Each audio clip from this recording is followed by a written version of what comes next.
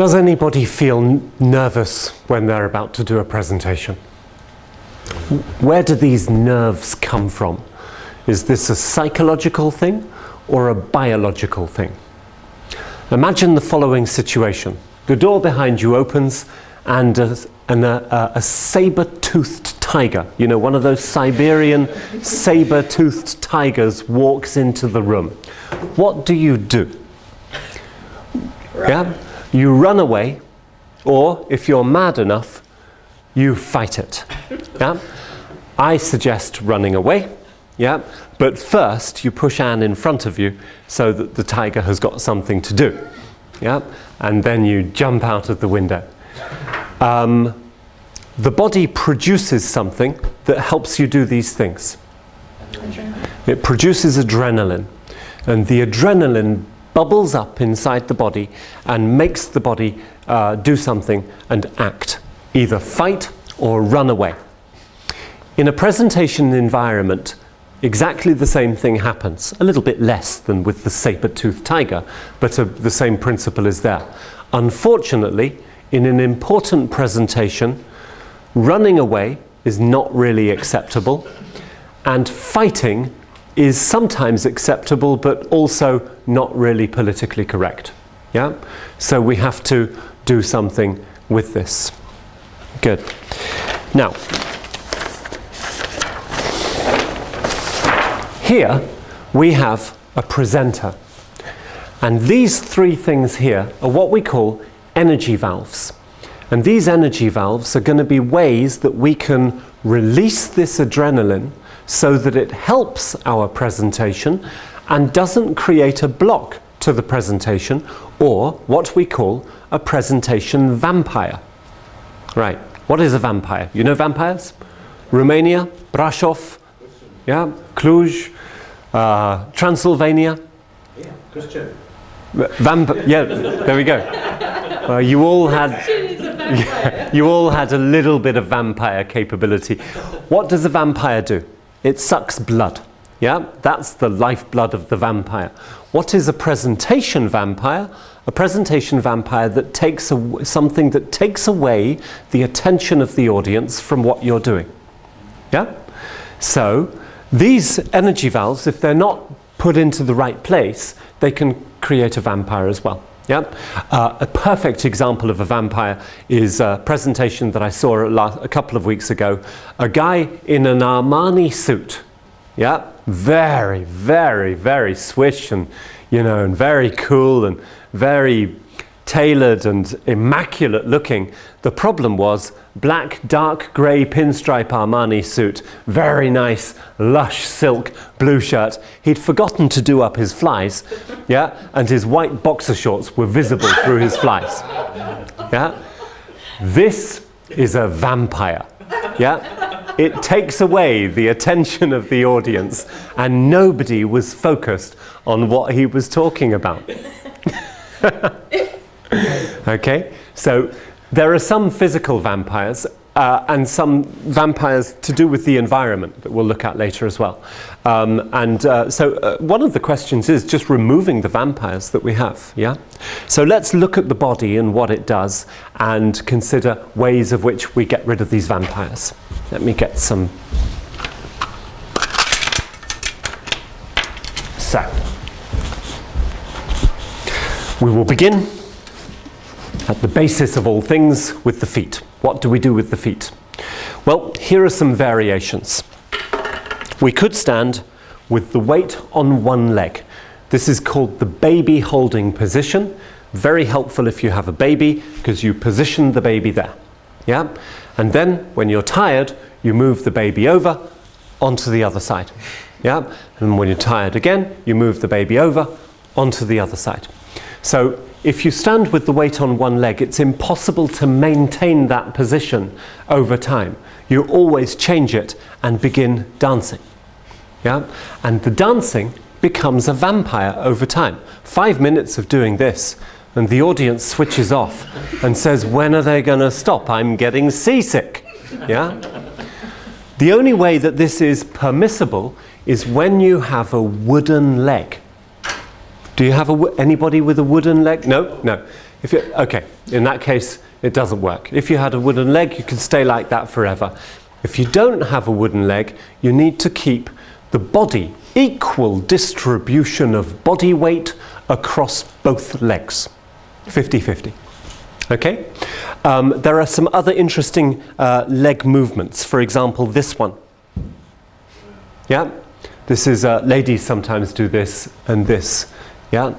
And sometimes ladies do this. Okay? Ladies stand like this. Guys don't normally do this. Some guys do, but that's a different... Ladies, here's the problem. If you stand like this, the general male population will not be listening to you. Instead, they will be looking at your legs. Yeah?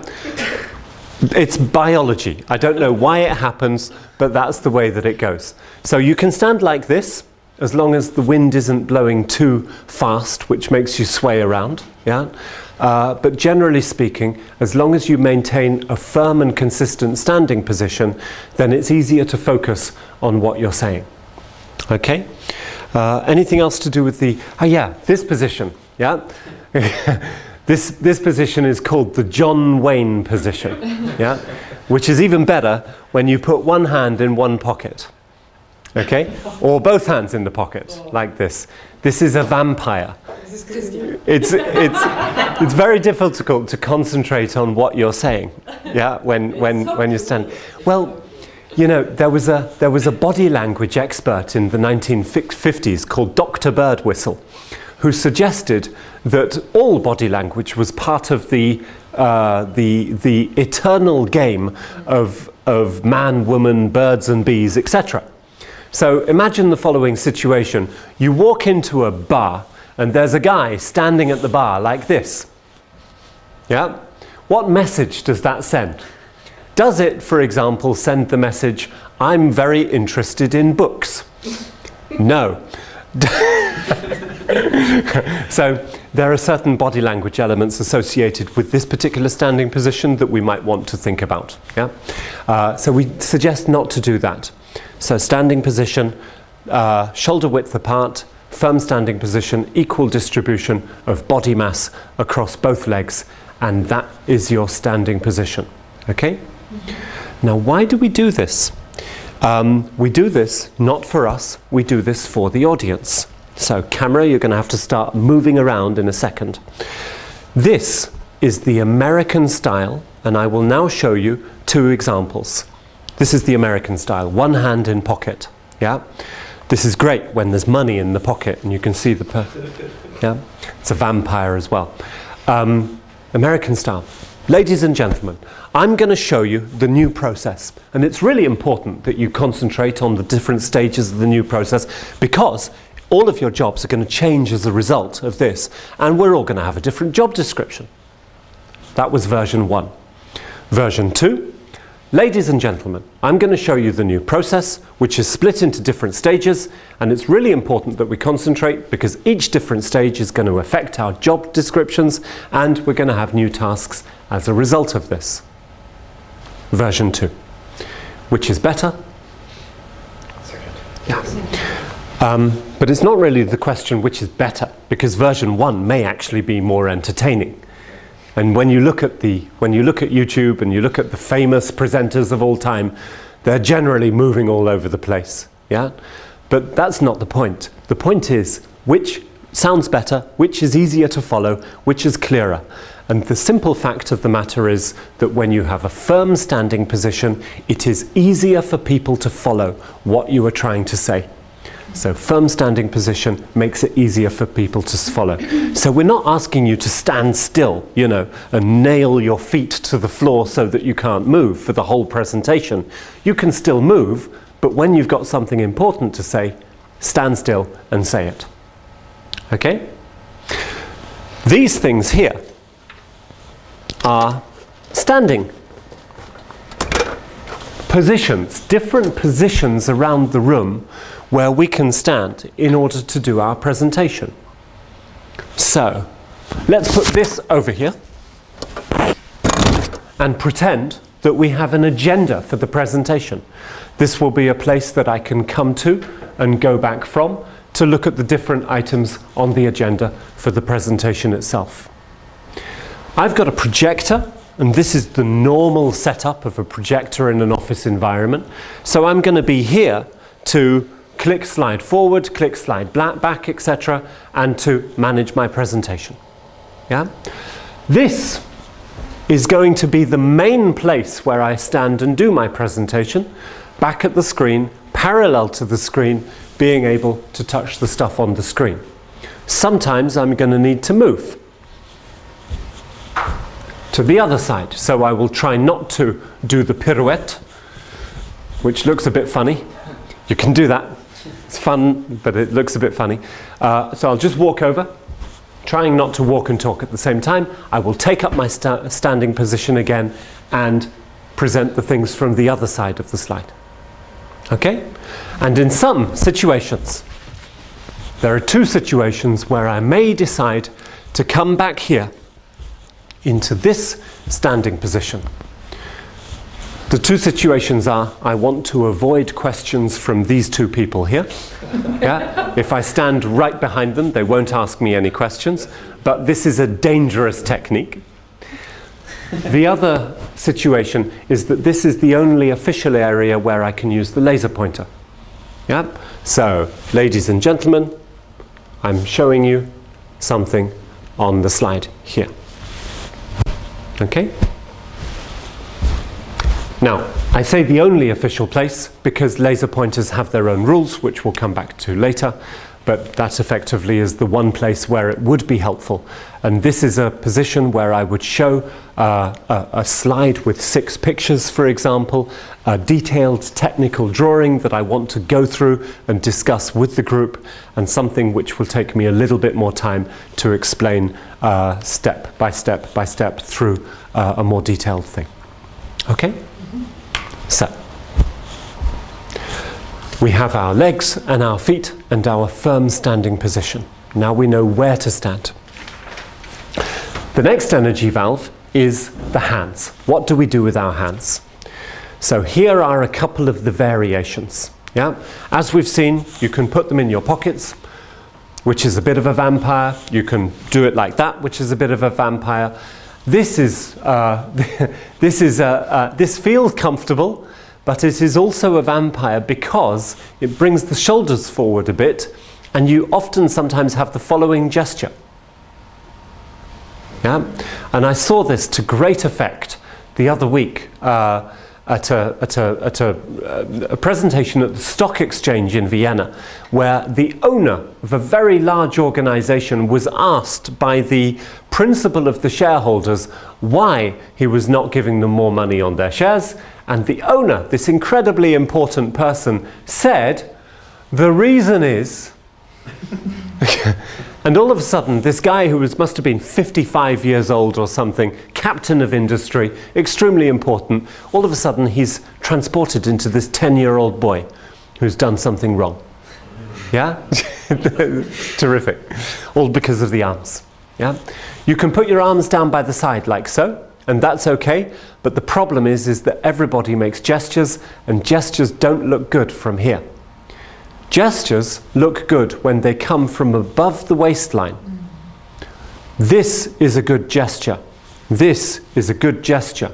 This is a good gesture. This is a bad gesture. This is a bad gesture. This is a bad gesture. Gestures from down here look wishy-washy and ineffective. Gestures from up here look considered and real. Okay? So, hands above the waistline. Yeah? So what do we do with them up here? You can put them here like Napoleon.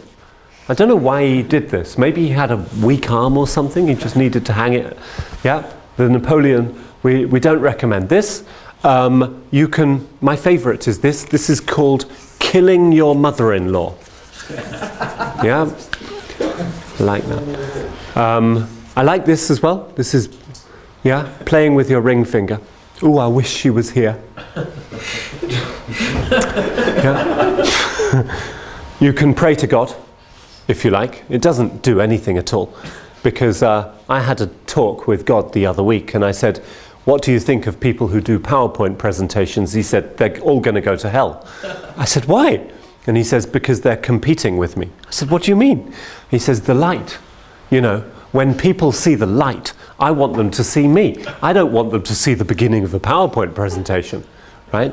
So there we go. I mean, it's a bit difficult news for everybody, but you know, we're all damned to eternity for doing PowerPoint presentations. Yeah, that's not quite true. The reason we don't do this is because this, body language experts say, is a refined way of doing this. And this is a refined way of doing this. And nobody likes being pointed at. Yeah? And so ladies will often do this or this. Yeah. Yeah, this is a typical Angela Merkel. That's right. And so it's something we want to avoid. It's okay, she's refined it to the place where it doesn't move around too much. But it's still basically a superior gesture. Yeah? Gentlemen will do this. Instead of pointing at somebody, they'll point at people with their glasses. Yeah. And if they're nervous, they'll start chewing the air, which is different. A bit of a vampire. Okay? Ik ben niet zo dik met de So, our hands, what do they... Oh, and the final one is this. This is the footballer position, or the Adam and Eve position, slightly protective. Of course, this is something as well that we don't want to do all of our presentation with. Yeah? But, very importantly, this is a comfortable gesture. Yeah? And so we don't want to, if you're comfortable doing this, that's fine, you can do it. This is a comfortable gesture. If you're comfortable doing this, that's absolutely fine as well. But not all the time in the presentation. The official position for the hands is this. We put one thumb in one hand, do it now. One thumb in one hand, yeah, and up here, and this is the place where our hands begin and end. This is where they come back to. Yeah, so this is the thumb anchor, which gives our hands the perfect position for doing the gestures and the perfect position for using them as a pointer and pointing at something on the slide. Okay? Our second energy valve. Our third energy valve is our voice, and our voice needs to project to the back of the room. It doesn't mean you have to shout. It means you need to be clear about what you're saying, and it means you need to project it to the back of the room, however big that room happens to be. In some situations, you will need to raise your voice. In most corporate meeting environments, it simply means speaking clearly, which means speaking slower and pronouncing the words well. Okay?